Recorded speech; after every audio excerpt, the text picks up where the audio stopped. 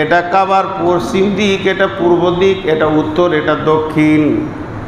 কিন্তু আল্লাহর ঘরের দরজাটা কাবার পূর্ব দিকে, হাজরে আসওয়াদটা কাবার পূর্ব দক্ষিণ কোণে, জমজমের কূপটা রয়েছে পূর্ব দিকে, সাফা মারোয়া রয়েছে পূর্ব দিকে, মুলতাজিমটা রয়েছে পূর্ব দিকে, এবং আপনার দাদার পদ্দাদার পদচিহ্ন, বংশের পদচিহ্ন, ইব্রাহিমের পায়ের চিহ্নটা রয়েছে পূর্ব দিকে। আর এই মসজিদের ভিতরে একটা ব্যক্তির জায়গা রয়েছে যার নাম নবী ইব্রাহিম, সেটা আপনার আপনি সেই বংশের ছেলে, অতএব আপনার বংশের জায়গা রয়েছে কাবার পূর্ব দিকে। অতএব আমি উমারের মত, আপনি আপনার বংশের জায়গায় মুসল্লাটা রেখে নামাজ শুরু করে দেন। এই কথাটা যখনই উমার বলেছেন, সঙ্গে সঙ্গে জিবরাইল আমিন এসে বলছেন, ওয়াত্তাখাযু মিন মাকামি ইব্রাহিম মুসাল্লা। এবার আল্লাহর ফয়সালা চলে এলো, হে নবী, আপনি ইব্রাহিমের জায়গাতেই মুসল্লা রেখে নামাজ শুরু করে দেন। আমি রব কবুল করব, আমি ইব্রাহিমকে ভালোবাসি, ওকে আমি জায়গা দিয়েছি, ওই জায়গাতেই নামাজ শুরু করে দেন। আজও ইমাম ওই জায়গাতেই মুসল্লা রেখে নামাজ পড়ে।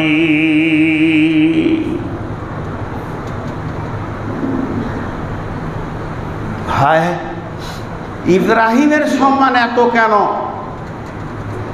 ইব্রাহিমের সম্মান এত কেন?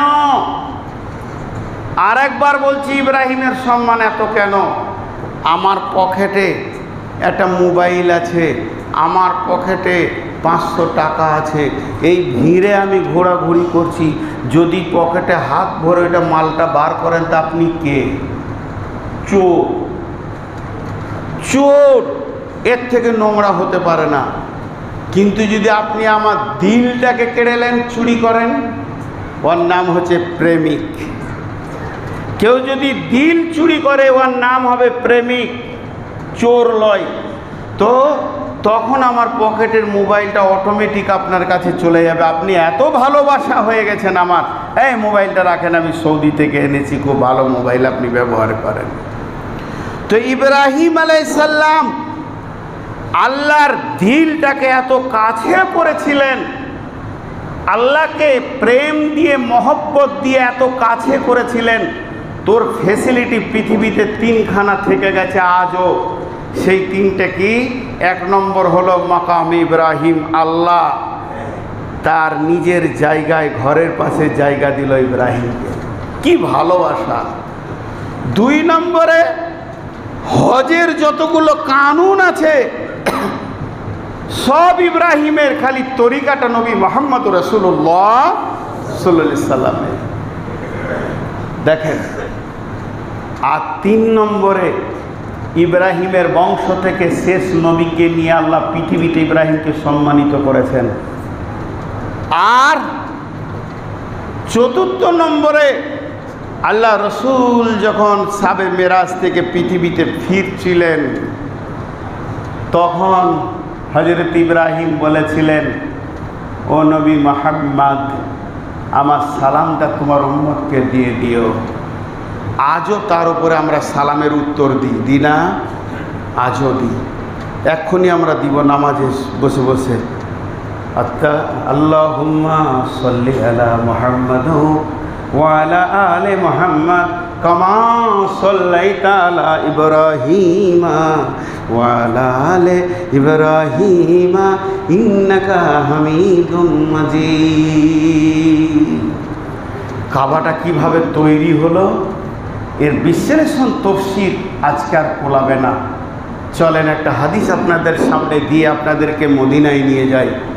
সময় খুব সংকীর্ণ, তারপর আমার আবার হাঁটু ব্যথা, আর এখানে কটা পেয়াদা বসে আছে, আর চালা আর চালা, তুই মিম্বার থেকে পড়িয়ে যা, তারপরও চালা, হ্যাঁ তোর মাথা ঘুরবে ঘুরবে। ও দিকটা দেখে লাভ করে, ও নিজের ফায়দা দেখছে যে বুড়োকে যখন তুলতে পেরেছি নামতে দেবো না, কবরে পৌঁছাবো আর কি। তো আমি আমার মতো বকবো, কারো কথায় আমি প্রভাবিত নই। চলেন একবার মদিনা যাই। হাদিসের মধ্যে আছে রাসূলুল্লাহ সাল্লাল্লাহু আলাইহি ওয়াসাল্লাম বলছেন, যে মক্কাকে সাজিয়েছেন কে? আল্লাহ। মক্কাকে সাজিয়েছেন কে? আল্লাহ। আর মদিনাকে সাজিয়েছেন কে? নবী মুহাম্মদ রাসূলুল্লাহ সাল্লাল্লাহু আলাইহি সাল্লাম। মক্কায় কি কি আছে? আরাফাত আছে, মিনা আছে, মুজদালিফা আছে, গারে হীরা আছে, গারে সৌর আছে, তারপরে আপনার ওখানে মসজিদে নামরা আছে, মসজিদে খায়েব আছে, মাসারুল হারাম আছে। বিজনেস কেন্দ্র বলা হয় মাসারুল হারামকে। বলে হজ করতে যে ব্যবসা করা হবে না, হজ করতে যে ব্যবসা করলে ডবল নেকি পাবে, লোক বুঝে না। হজ যেমন ফরজ, ব্যবসা করে হালাল রুজি করা ফরজ, দুটো ফরজ করলেও নেকি বেশি পাবে। মাসারুল হারামের তফসিরটা খুলে দেখবেন, যদি কোনো আলিম থাকেন কমকে উত্তরটা দেবেন। ঘটনা হচ্ছে মক্কাকে আল্লাহ সুন্দর করে সাজিয়েছে, কাবার চত্বরের ভিতরে অনেকগুলো জিনিস সেখানে রয়েছে। এবার মদিনায় যায়। রাসূলুল্লাহ সাল্লাম নবী হয়ে পৃথিবীতে ছিলেন কত বছর? 23 বছর। এই বছরটাকে আল্লাহ ভাগ করে দিয়েছেন, 10 থেকে 11 বছর মক্কায় ছিলেন উনি, আর 11 থেকে 12 বছর মদিনায় ছিলেন উনি। ওনার জীবন, নবুয়তি জীবনটা দুই জায়গায় দিয়ে দিলেন। তাহলে এই দুই জায়গাতে লাভ আছে। তবে মক্কা মদিনায় হজ বা উমরার কোনো কানুন নাই, নিয়ম নাই। তবে যাব কেন? মদিনা আমার কোরআনের ইতিহাসের সঙ্গে সম্পৃক্ত, মসজিদে নববী আছে, এর জন্য আমরা যাব। মক্কাতে ইসলামের ঝর্ণা উঠেছে, আর মদিনা থেকে প্রচার শুরু হয়েছে। মদিনার প্রথম নাম ছিল ইয়াসরিব। যখন বিশ্বনবী মদিনাতে পৌঁছালেন তো মদিনার নাম হয়ে গেল মদিনাতুন নবী। মদিনা আবিধানিক অর্থ হচ্ছে শহর। মদিনা মানে বাজার, মদিনা শব্দের মানেই হচ্ছে বাজার। মদিনাতুন নবী মানে নবীর বাজার। লোক যেতে আসতে লাগলো। এখন সেই মদিনার নাম হয়ে গেছে মদিনা মানওয়ারা। মানওয়ারা মানে আলোয় আলোকিত, নুরানি আলোকিত মদিনা। তো সেই মদিনা থেকে বিশ্বের কোণে কোণে কোণে কোণে ইসলাম পৌঁছিয়েছে। তার মানে পাওয়ার হাউস যেখানে বিদ্যুৎ তৈরি হচ্ছে সেটা মক্কা, আর ডিস্ট্রিবিউট মানে ভাগ হচ্ছে, ডিস্ট্রিবিউট করা হচ্ছে, ডিস্ট্রিবিউটার হচ্ছে কে? না মদিনা। সাহাবীরা পৃথিবীর কোণে কোণে পৌঁছিয়েছেন। সেই মদিনা বহুত কিছু আছে দেখার। এক একটা যদি তফসির ধরা যায় লম্বা লম্বা টাইম চলে যাবে। শুধু এতটুকু বলবো, মদিনা অনেক দামি জায়গা। এর জন্য আল্লাহ মদিনাকেও কেন্দ্র করে কসম খেয়েছেন। একটা জিনিস আপনাদের সামনে মদিনায় তুলে ধরি। একটা সাহাবীর নাম হচ্ছে সালমান ফার্সি। বড় জমিদার ঘরের ছেলে। 1-2 মিনিট বলবো, বেশি সময় নিব না। জমিদার ঘরের ছেলে, বিশাল জমিদার ঘরের ছেলে। হঠাৎ খবর শুনল মদিনাতে বিশ্ব নবী এসেছেন, আখিরি নবী এসেছেন। তো তিনি বেশ কিছু পাদরি, পোপ, যারা খ্রিস্টানদের মৌলবি, তাদের জীবনে অনেক খিদমত করেছে। সবারই কাছে একটা কথা শুনেছে যে শেষ নবী আসবে, ওই জন্য ওই আশাতে আছে। কিন্তু বেশ কিছু পোপের খিদমত করলেও সন্তুষ্ট হতে পারেননি উনি, সন্তুষ্ট হতে পারেননি তাদের ব্যবহারে। তালাশ করছে কখন শেষ নবীকে পাব। ইয়ং ছেলে, এই কেবল শৈশব কৈশব যৌবনে পদার্পণ করবে, কেবল দাড়ি মোছের একটু র্যাক নিয়েছে, এই রকম সুন্দর ফুটফুটে চেহারা জমিদার ফ্যামিলির ছেলে। 2 জন লোককে রাস্তায় দেখতে পেল। কোথায় যাবে? বলে মদিনায় যাব। তুমি? বলে আমিও যাব। চলো। এই চলো বলে ওকে নিয়ে রাস্তায় বিক্রি করে দিল, গোলাম হয়ে গেল। আমাদের মতো তার ফোন নাই যে বাপকে বলবে আমি গোলাম হয়ে গেছি। ও আরেকজনকে বিক্রি করলো, আরেকজনকে বিক্রি করলো, আরেকজনকে বিক্রি করলো, আরেকজনকে বিক্রি করলো। ইতিহাসে আছে 7 জন মালিক চেঞ্জ হলো। 7, 5 আর 2 7। 7 নম্বর মালিকের পাল্লায় যখন পড়েছে তো মদিনার, যাক গোলাম খাটতে পারি কিন্তু রসুলের কাছে পৌঁছাইলাম, বিশ্বনবীর কাছে গোপনে গিয়ে ইসলাম কবুল করলো। ওর মালিক বুঝতে পেরেছে, ওর ওপরে অত্যাচার শুরু করলো। তখন নবীজিকে এসে বলল, ইয়া রাসূলুল্লাহ, আমার ওপরে খুব অত্যাচার চলছে। বলছে সবর করো, অচিরেই তুমি আজাদ হয়ে যাবে, মুক্ত হয়ে যাবে। কয়েকদিন পরে ওর মালিক সালমানকে বলছে, সালমান তুমি গোলাম থাকবে না মুক্ত হবে? তো বলছে, মালিক এমন কোন গোলাম আছে যে মুক্ত হতে চাই না? আমি মুক্ত হতে চাই। বলে, 2টি জিনিস আমাকে দাও, মুক্ত হয়ে যাও। কি? 1 তোলা সোনা। 1 তোলা, তোলার হিসাব আগেকার যুগে কেউ বলছে মটরের দানার মতো। 1 তোলা সোনা আমাকে দাও। আর আমার এই জায়গাটা দেখছো, বিশাল মাঠ, এই মাঠে তুমি খেজুরের আঁটি লাগাও, দিয়ে সেই আঁটিতে গাছ হবে, সেই গাছে খেজুর হবে, সেই খেজুর পেকে মাটিতে পড়বে, সেদিন তোমাকে মুক্ত করে দিবে। বলেন মনটা কেমন হয়? খেজুরের আঁটি লাগিয়ে পাকা খেজুর পড়বে তবেই মুক্ত হবে। এটা ইয়ারকি ঠাট্টা ছাড়া কিছুই নয়। মনটা ছোট হয়ে গেল। বিশ্বনবীকে দেখা করতে গেলেন। চেহারা দেখে বিশ্বনবী ভেবেছেন কোনো বড় টেনশনে আছে। জিজ্ঞাসা করলো, সালমান তোমাকে বড় চিন্তিত মনে হচ্ছে। বলে, ইয়া রাসূলুল্লাহ, বেশক আমি চিন্তিত।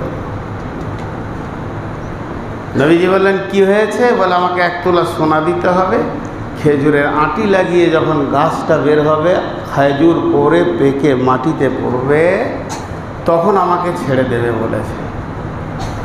বিশ্বনবী বাইতুল মাল থেকে একটা মটরের দানার মতো সোনাকে বের করে সালমানের হাতে দিলেন, দিয়ে বললে, তুমি বিসমিল্লাহ বলে গাড়িতে চাপিয়ে দাও। আর নবীজি নিজের হাত দিয়ে খেজুরের আঁটি নিয়ে সালমানের আঁচলে দিলেন। কেউ কেউ বলেন নবীজি নিজেও গেছিলেন ওই গাছকে বপন করতে।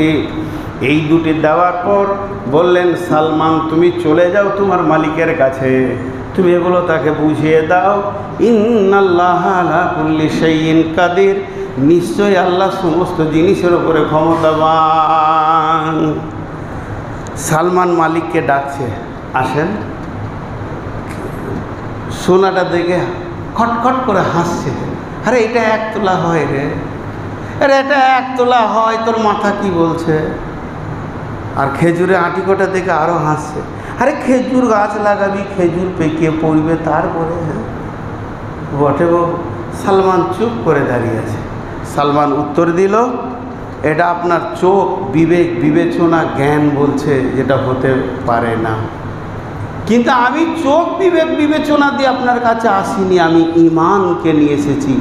আমার নবী বলেছেন, সালমান তোমার আল্লাহ সব জিনিসের ওপরে ক্ষমতাবান। এর উপর আমার 100% বিশ্বাস আছে। আপনি দাঁড়ি ধরেন। দাঁড়িটা ধরলো, 1 তোলার পরেন চাপালো। যখনই ওই সোনাটা ছোট্ট মতো চাপিয়ে দিয়েছে, পাল্লাটা উপরে উঠে গেছে পরেনের যখন পাল্লাটা উপরে উঠে গেছে বাটখারার, তখন বুঝে নিয়েছে এখানে কুদরত লুকিয়ে রয়েছে। সঙ্গে সঙ্গে বলল, চলো তুমি খেজুরের বীজগুলো লাগিয়ে দাও। সালমান বিসমিল্লাহ বলে শুরু করলো। কেউ কেউ বলেন বিশ্বনবীর সঙ্গে ছিলেন। যাই হোক, যখন খেজুর গাছের আঁটিগুলো লাগানো হয়ে গেল, ইতিহাস 2 রকম আছে। সন্ধ্যায় লাগিয়েছে, সকালে পাকা খেজুর। কেউ বলছেন না, 1 বছরের ভিতরে খেজুরের গাছ জন্ম নিয়ে তত্তর করে বেড়ে পাকা খেজুর হয়ে পড়ে গেল। এইটাকে বাগে সালমান ফার্সি বলা হয়। এই বাগানটা আজও মদিনা মানওয়ারাতে আছে। 2007-এ গেছিলাম হজ করতে, তখন ওই বাগানে ঢুকেছি। 2010 থেকে বাগানটাকে তালা মেরে দেওয়া হয়েছে, সরকারিভাবে ঢুকতে দেওয়া হয় না। কেন দেওয়া হয় না? অনেক বেদাতিরা কি সেখান থেকে মাটি গ্রহণ করছে। বিশ্বনবী সাহাবী সালমান ফার্সির বাগানের মাটি বরকত হবে, এটা শিরক হয়ে যাচ্ছে, এর জন্য তালা মেরে দিয়েছে। তবে সৌভাগ্যের বিষয়, গত 2023 সালে আবার বাগানের তালা খুলে দেওয়া হয়েছে, আবার সেই বাগানে ঢুকেছি। ওই বাগানে 2 রকম খেজুর গাছ আছে। একটা খেজুর গাছ থেকে গাছ তৈরি হয়, যেমন বাঁশে একটা বাঁশ তৈরি হলে আর একটা গাছ বার হয়, ওইভাবে রসুলের জামানা থেকে একটা গাছ মরলে আরও 3টে গাছ তৈরি হয়ে যায়। আর এমনি স্বাভাবিক খেজুরেরও গাছ আছে। ওই বাগানটার নাম বাগে সালমান ফার্সি রাদিয়াল্লাহু তাআলা আনহু, যেটা মদিনা মানওয়ারাতে দেখতে পাবেন। এইভাবে যদি ফাতেমার কথা বলি, বেলালের কথা বলি, আবু বাকারের কথা বলি, ওসমানের কথা বলি, আলীর কথা বলি, হযরত উমরের কথা বলি, তো সময় শেষ হয়ে যাবে, কিন্তু কথাগুলি শেষ হবে না। তো এতটুকু আপনাদের সামনে আজকে বক্তব্য রাখলাম। আল্লাহ কোরআনে শেষকালে একটা কথা বলেছে, ওয়াতিমুল হাজ্জা ওয়াল উমরাতা, তোমরা হজ এবং উমরাকে পুরা করো, আমার ডাকে এসো। মানিস আলিল্লাহি আলান নাসি হিজ্জুল বাইতি মানিস্তাতা ইলাইহি সাবিলা। আর হজ আমাদের জন্য ফরজ, যাদের টাকা হয়ে গেছে, যাদের রাস্তা খরচ হয়ে গেছে, তারা কেন বসে আছে? এখনকার মুফতিরা বলছে হজ অনেক টাকা হয়ে গেছে, 4 লাখের কাছাকাছি, বিধায় যদি তুমি হজ নাও পারো, গরিব হও, কমসে কম উমরাটাও করে সেখানে হাজিরিটা দাও, কমসে কম সেখানে উমরাতে হাজিরিটা দাও। আর শেষকালে একটা কথা আপনাদেরকে আমি রেখে যাব, হাত ধরে নয়, বয়স আমার থেকে বেশি হলে পা ধরে রেখে যাব, আলিম ছাড়া হজ বা উমরাতে যাবেন না। ইতিহাস আপনাকে কেউ দিতে পারবে না। সেখানে যদি আরবের মাটিতে, মক্কার মাটি যদি 70 বছর সে চাকরি করে আর ব্যবসা বাণিজ্য করে, কাবার কোন দিকটাতে কি আছে তার বলার ক্ষমতা নাই, একমাত্র আলিম ছাড়া। কতজনা কাবার ঝাড়ু দিয়ে 30 বছর চালিয়ে দিল। জিজ্ঞেস করছি, ভাই মুলতাজিমটা কোন ধারে আছে? যে জায়গায় আল্লাহ রসুল কাবাতে বুকটাকে লাগিয়ে দিয়ে, ইবনে আব্বাস বলছেন গাল কিংবা বুক লাগিয়ে দিয়ে দোয়া করলে আল্লাহ সঙ্গে সঙ্গে কবুল করে নেয়। 30 বছর কাবাতে ঝাঁট দিচ্ছে, তাকে জিজ্ঞেস করলে সে বলছে মুলতাজিম বলতে পারবো না। কারণ একটা মূর্খ, কোরআন বলে দিয়েছে হাল ইয়াস্তাবিল্লাযীনা ইয়ালামুন ওয়াল্লাযীনা লা ইয়ালামুন, শিক্ষিত আর মূর্খ কোনোদিন এক হতে পারে না। বিধায় যে পড়াশোনা করেছে সে আর অন্ধ আর চোখওয়ালা এক হতে পারে না। হাতে পায়ে ধরবো, আলিম ছাড়া হজ বার উমরাতে যাবেন না। আপনার গ্রামে আজকে আমাকে খোদবাই তুললেন কেন? আপনার মামাতো ভাই আছে, চাচাতো ভাই আছে, ফুফাতো ভাই আছে, বিয়াই আছে, বন্ধু আছে, তাকে তুললেন না কেন? কারণ আপনি জানেন উপযুক্ত কিছু কথা নিতে গেলে আলিমকে তুলতে হবে, জাহিলকে তুলে লাভ নাই। ইমামতি করবেন তো আলিম খুঁজছেন, তেমনি হজ একটা ইবাদত, আলিম ছাড়া যেন না। যাই হোক, আজকে আপনাদের সামনে অনেক কথা বলা হলো। আজকে আমার উচিত ছিল আমার গ্রামে জুমা পড়া, তো গত জুমাতে গ্রামে ছিলাম, তাদের সঙ্গে কথাবার্তা বলে মাপ ক্ষমা চেয়ে নিয়েছি। আপনাদের কাছে দোয়া চাইছি, দোয়া করবেন। আগামী সোমবার দিন ইনশাআল্লাহ আল্লাহর নামে বেরিয়ে যাব হজের জন্যে, এই জন্যে আপনাদের কাছে দোয়া চাইছি, দোয়া করবেন। আর নামাজটা শেষ হলে চিনতে পারছি না। যাই হোক, অনেক দূর রাস্তা পাড়ি দিয়ে শুধু জুমার খুতবা দেওয়ার উদ্দেশ্যে এই রাস্তা আসা। আপনারই গ্রামের সন্তান ইবাদুল্লাহ বারবার রিকোয়েস্ট করে অনেক দিন থেকে যে একটা জুমা পড়েন, কিন্তু আমার জন্য খুব চাপ হয়। মানুষের মুখে তো বাধা দেওয়ার কিছু নয়, অনেকজন অনেক কথা বলে, কিন্তু খুতবা দিতে আমার কষ্ট হয়।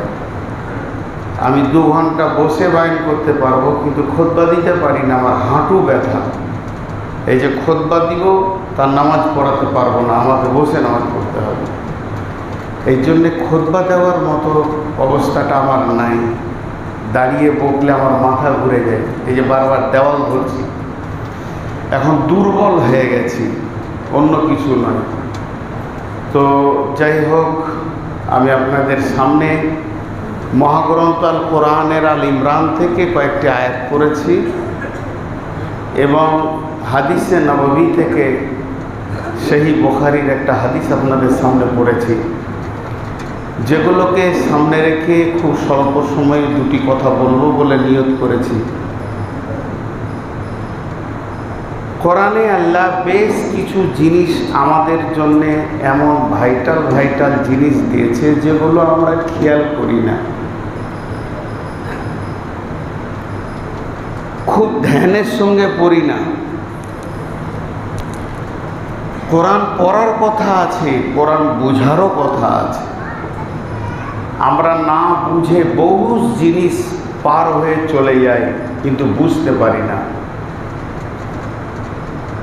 যেমন ছোট দু একটা জিনিস বলছেন, আল্লাহ বলছেন আমাকে সঙ্গী বানাতে চাও, আল্লাহ আপনার সঙ্গী হতে চাই, সবসময় সাথে থাকবে, তো তুমি ধৈর্য ধরনেওয়ালা হয়ে যাও। ইন্নাল্লাহা মা'আস সাবিরিন। আল্লাহ বলছে আমার কাছে মাপ পেতে চাও, ভুল ত্রুটি হয়ে গেছে মাপ পেতে চাও, ওয়াল কাযিবিনাল গায়দা ওয়াল আফিনা আনিন নাস আল্লাহু ইউহিব্বুল মুহসিনিন। তুমি মানুষকে ক্ষমা করো, আমি তোমাকে ক্ষমা করব। শর্ট বলছি, এগুলো বোঝানোর জন্য শর্টে কথাগুলো বলছি। আল্লাহ বলছেন তুমি আমার কাছাকাছি হতে চাও, দূরে না থেকে কাছে হতে চাও। দেখবেন আপনার ছেলে যতটা আপনার কাছে আত্মীয়, ভাইপো অতটা নয়, ভাইপো যতটা, ভাগনা অতটা নয়, ভাগনা যতটা, আর কেউ অতটা নয়। তো আল্লাহ বলছে তুমি আমার কাছে হতে চাও, ওয়াসজুদ ওয়াক্তারিব। তুমি যত সাজদা বাড়াবে আমি তত তোমার কাছে হব। তার মানে কি, জোহর আসর মাগরিব তো পড়ছি, ইশরাক পড়ো, চাঁদ পড়ো, তাহাজ্জুদ পড়ো, তুমি যত সাজদা বেশি বাড়াবে আমাকে তত কাছে পাবে। আল্লাহ বলছে আমার জান্নাত নিতে চাও, রেজিস্ট্রি করে নিতে চাও, আমি রেজিস্ট্রি করতে রাজি আছি। তুমি আমার কাছে এসো, তুমি দলিল নিয়ে এসো, আমি সই করে দিচ্ছি, আমার জান্নাত তোমার, তোমার জানমাল আমার। ইন্নাল্লাহা আশতারা মিনাল মুমিনিনা আনফুসাহুম ওয়া আমওয়ালাহুম বিআন্না লাহুমুল জান্নাহ। আল্লাহ বলছে আমি মুমিনের জান মালকে আমার জান্নাতের বিনিময়ে কিনে নিয়েছি, আমি জান্নাত দিয়ে দেবো, আমি আমার জন্য জান্নাত বানাইনি। এইভাবে কোরআনে অসংখ্য অসংখ্য অসংখ্য মহব্বতের কথা আছে। তার মধ্যে আজকে একটা বিষয় আপনাদের সামনে তুলে ধরেছি। সে বিষয়টা কি জানেন? আপনার ঘরে কার্ড এসছে, কার্ড, বিয়ে, এই তারিখে বৌভাত, এই তারিখে ভোজন। আপনি কার্ড পেয়ে খুশি হলেন, আমাকে দাওয়াত করেছে। কে দিয়েছে? ভাই দিয়েছে তার ছেলের বিয়ে, বন্ধু দিয়েছে তার বিয়ে, বন্ধু দিয়েছে তার মেয়ের বিয়ে, ছেলের বিয়ে। যে কোনো আত্মীয়তার সূত্রে আপনার বাড়িতে কার্ড আসছে, আপনার দিলটা বড় হয়, আমাকে দাওয়াত করেছে। খাওয়াটা বড় কথা নয়, আমাকে দাওয়াত করেছে, এটাই আমার কাছে অনেক কিছু। আমাকে মনে রেখেছে, আমাকে ভালোবাসে, তার বাড়িতে আমাকে পৌঁছানোর জন্য আমাকে কার্ড করেছে। আজকে হলো শুক্রবার, আর আগামী সোমবার আপনার বন্ধুর মেয়ের বিয়ে, আপনাকে কার্ড করেছে আর বলেছে দেখিস যেন যাবি, তুই না গেলে আমি আনন্দ পাবো না। কত কথা। আর আমি যদি আপনাকে বলি যে আগামী সোমবার একবার আমার গ্রামে আসেন, একটু আপনার সঙ্গে কাজ আছে, তো আপনি পাল্টা বলবেন জি মৌলানা সোমবার হবে না, হয় রবিবার করেন নয় মঙ্গলবার করেন, কারণ সোমবার আমার বিয়ের দাওয়াত আছে। গুরুত্ব দিয়ে ওটাকে। কিন্তু আল্লাহ আপনাকে ডেকেছে তার ঘরে। আল্লাহ কার্ড কোরআনে দিয়ে দিয়েছেন, পাঠিয়ে দিয়েছেন কার্ড, আয়। ডেকেছেন আল্লাহ তার ঘরে, আপনাকে আমাকে ডেকেছেন, এবং ঘরটা কোথায় আছে তাও বলে দিয়েছেন। ঘরটা কোথায় আছে তাও বলে দিয়েছেন, অমুক জায়গায় আমার ঘর, তুমি এসো। কতটা গুরুত্ব দিয়েছি, কতটা মনটা চেয়েছে। আমি আমার আত্মীয় স্বজনের দাওয়াতে যতটা গুরুত্ব দিয়েছি, আল্লাহর দাওয়াতে আমি কতটা গুরুত্ব দিয়েছি। এই কথাটা 2 মিনিটের জন্য একটুকু জমার খাতায় রাখেন। আর একটা কথা বলি, আল্লাহ দাওয়াত দিয়েছেন, আমি কতটা গুরুত্ব দিয়েছি, এটা জমা থাক। আর একটা কথা সাইড থেকে নিয়ে আসি। বিসমিল্লাহির রহমানির রহিম। লা উকসিমু বিহাদাল বালাদ ওয়া আনতা হিল্লুম বিহাদাল বালাদ। বিসমিল্লাহির রহমানির রহিম। ওয়াত-তিন ওয়াজ-যাইতুন ওয়া তুরি সিনিন ওয়া হাদাল বালাদিল আমিন। কোরআনে 114টি সূরা আছে, তার মধ্যে একটা সূরার নাম হলো শহর, শহর, সিটি, বাজার। সেই সূরাটার নাম বালাদ। বালাদ মানে শহর। আর আল্লাহ সেই শহরের কসম করছেন, লা উকসিমু বিহাদাল বালাদ ওয়া আনতা হিল্লুম বিহাদাল বালাদ। অনেক জিনিস হারাম ছিল, সেগুলো হালাল করা হলো ওই শহরে, সেটারও কসম করলেন আল্লাহ। তাহলে আল্লাহ একটা শহরকে কেন্দ্র করে কসম করছেন, সেই শহরটা কোন শহর? আল্লাহর কালাম পাকে একটা শহরের নাম এলো, সেটা কোন শহর? সূরা 3-এ আল্লাহ বলছেন ওয়া হাদাল বালাদিল আমিন। আমিন মানে আমান, নিরাপত্তা। এই দুটি শহরের মধ্যে রয়েছে নিরাপত্তা। সেই শহর দুটি কি? সেই শহরের নাম আল্লাহ কোরআনে এনেছেন বালাদ, বাক্কা, মক্কা। তো মক্কা মুকাররমা একটা শহরের নাম, আর একটা শহরের নাম মদিনা মুনাওয়ারা। একটা মক্কা মুকাররমা আর একটা মদিনা মুনাওয়ারা। মক্কাকে মক্কা বলা হয়, মক্কাকে বালাদ বলা হয়, মক্কাকে বাক্কা বলা হয়। কোরআনে মক্কাকে কয়েক রকম নামে ডাকা হয়েছে। তো এই দুটি শহর কত দামি শহর, যে কোরআনের যতগুলি সূরাকে আল্লাহ নাজিল করেছেন, এই দুটি শহরে নাজিল করেছেন। এই দুটি শহরে নাজিল করেছেন, এক মক্কা না হয় মদিনা। কোরআনের যে কোনো সূরাকে আপনি আঙ্গুল দেন আর জিজ্ঞেস করেন তোর জন্ম কোথা, ও বলবে আমার জন্ম মক্কায়, না হলে বলবে আমার জন্ম মদিনায়। ক্লিয়ার, পরিষ্কার। আর আল্লাহ ওই শহরে ডাকছেন, কি বলছেন? যেটা জমা রেখেছিলাম সেটা এবার বলছি। বিসমিল্লাহির রহমানির রহিম। ইন্না আউওয়ালা বাইতিন উদিয়া লিন-নাসি লাল্লাযী বিবাক্কাতা মুবারাকাও ওয়া হুদাল লিল আলামিন। কত গুরুত্ব কথা। কথাটা আমার লয়, এই মুখটাও আল্লাহর দেওয়া, জিভটাও আল্লাহর দেওয়া। তো আমার আল্লাহ আমার মুখ দিয়ে আপনাদেরকে দাওয়াতটা বলছেন। কে বলছে, শব্দটা কার এটা জানবেন না, কথাটা কার এটা খেয়াল করেন। আজকের এই ডেটে 17 তারিখে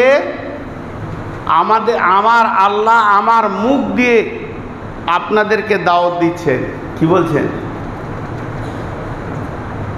ইন্না আউওয়ালা বাইতিন উজিয়া লিন্নাসি, পৃথিবীর আমার প্রথম ঘর আমি মানুষের জন্য বানালাম, বিবাক্কাতাম মুবারাকা, আমার ঘরটা আছে মক্কা মুকাররমা পবিত্র জায়গাতে। মানুষের জন্য বানালাম, আল্লাহর জন্যে ঘরের প্রয়োজন নাই। থাকা খাওয়া উঠা বসা আমাদের যেমন ঘর আসবাবপত্র প্রয়োজন, আল্লাহ এগুলো থেকে মুক্ত। তিনি তিনার মতো, তিনার অবস্থান তিনার মতো ছেড়ে দেন। যেটা মানুষের জন্যে আসবাবের দরকার। কেন বানালেন? আয়াতুল কুরসিতে 19টা সাবজেক্ট ভরা আছে শুধু আয়াতুল কুরসির ভিতরে। তার মধ্যে একটা সাবজেক্ট হলো আল্লাহর বিশাল ভূমণ্ডল, যেটা আপনি দেখছেন এটা একটা মুরগির ডিমের মতো, আল্লাহ সিংহাসনটা মুরগির মতো। তার মানে দেশ ছোট, সিংহাসন বড়। আর এই জায়গায় কি হলো, সারা পৃথিবীটা বড় আর আল্লাহর ঘরটা ছোট। কত হবে? 25 স্কোয়ার ফুট হবে। এটা আল্লাহর ঘর। তো আল্লাহ ওই ঘরটা বানিয়েছেন কার জন্যে? না মানুষের জন্য। উজিয়ালিন নাস, আল্লাহ বলে দিয়েছেন। আল্লাহর দরকার নাই, আল্লাহ ওখানে আসেন না, আল্লাহ ওখানে খাট পালং নিয়ে আরাম করেন না, আল্লাহ ওখানে এসি লাগান না, আল্লাহ ওখানে বিছানায় শোন না, আল্লাহর প্রয়োজন নাই। কিন্তু মানুষের জন্য বানিয়েছে। কেন মানুষের জন্য বানালো? রব্বুল আলামিন দেখছেন পৃথিবীর বুকে আমার যদি একটা ঘর না থাকে, তাহলে আমার বান্দারা, গোলামেরা, তারা আমার কাছে চাইবে, আমার কাছে কাঁদবে। কোন দিকে মুখ করে কাঁদবে, কোন দিকে লক্ষ্য করে কাঁদবে, কোন দিকে লক্ষ্য করে হাসবে, আর কোন দিক থেকে তারা চাইবে, দেশ বিভ্রান্ত হয়ে যাবে। এর জন্য ওটাকে কেবলা বানানো হলো, রুকুন বানানো হলো। সারা বিশ্ব যেন ওই রুকুনকে সাজদা করবে, কাবাকে করবে না, কাবার মালিককে করবে। হযরত ওমর বলছেন, রে কাবা, তুই একটা কালো পাথর ছাড়া কিছুই নস, কিন্তু আমার নবী তোকে তপ করেছেন তাই তপ করছি। আমি তোকে সাজদা করি না, তোর মালিককে সাজদা করি। অতএব ওই কাবাকে লক্ষ্য করে পৃথিবীর মানুষ চোখের পানি ফেলে কাঁদবে। আল্লাহ বলছেন উজিয়ালিন নাসি, আমি মানুষের জন্য ঘরটা বানালাম। আর এটা হলো পৃথিবীর প্রথম ঘর। আদম আসেনি, তার 2500 বছর পূর্বে কাবাকে বানানো হয়েছে ফেরেশতাদেরকে দিয়ে। আবার কোনো তফসিরে লিখছে, যেদিন আল্লাহ আদমকে জান্নাতে বানান সেদিন ফেরেশতাতে কাবা বানায়। মানে পৃথিবীতে মানুষ ছিলই না, তা ঘর ছিল না। পৃথিবীর প্রথম ঘর হলো কাবা।